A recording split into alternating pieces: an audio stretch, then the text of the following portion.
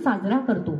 आणि या संविधान दिनाच्या कार्यक्रमाच्या निमित्ताने उपस्थित आपल्या प्रशालेच्या पर्यवेक्षिका सौ गोगटे मॅडम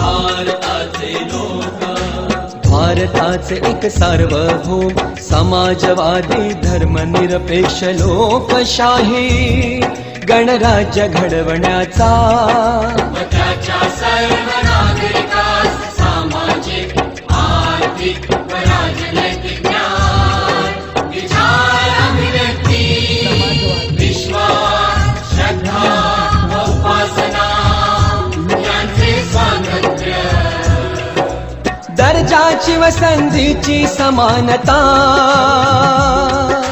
निश्चितपणे प्राप्त करून देण्याचा आणि त्या सर्वांमध्ये व्यक्तीची प्रतिष्ठा व राष्ट्राची एकता आणि एकात्मता यांचे आश्वासन देणारी बंधुता प्रवर्धित करण्याचा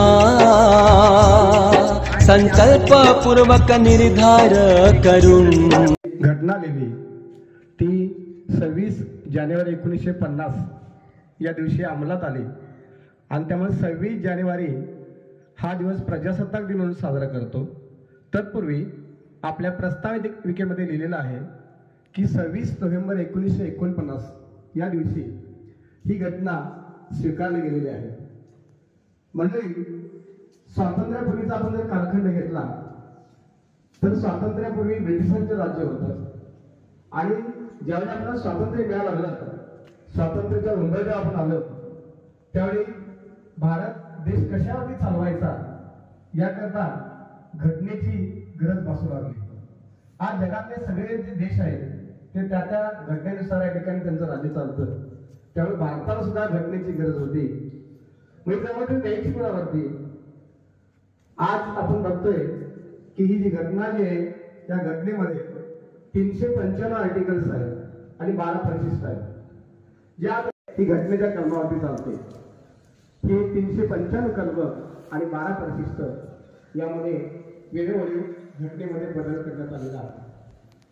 समाजाला जी गरज आहे, समाजाला जी आवश्यक आहे त्यानुसार घटनेमध्ये कायद्यामध्ये बदल घडून आलेले आहेत। 100 वेळा साधारणपणे घटना दुरुस्ती झालेली आहे, पण घटनेचा गाभा कुणाला बदलता येत नाही।